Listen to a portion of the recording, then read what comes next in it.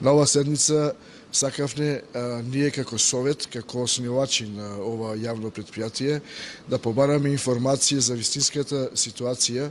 која што е во ова јавно предпријатие, пред да започне судска постапка која што по аналогија следи после поднесување на оваа кривична пријава. Побаравме од службите во единицата на локална самоуправа да ни достават информација во врска со финансиските импликации кон буџетот и на граѓаните на општина Прилеп и кон самата финансиска кондиција на ова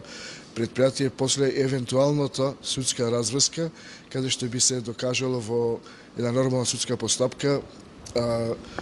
причината за поднесување на оваа пријава дали била исправна или не, односно колкави се штети нанесени во една таква постапка кон граѓаните на општина Прилеп.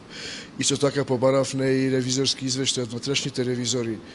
на општина Прилеп, кои што се задолжени со пратење на финансиското работење на јавните предпријатија, да ни достават извештај за досегашното работење, а не да чекаме некоја судска разрешница, со што би ја симнале дилемата ние кон нас советниците,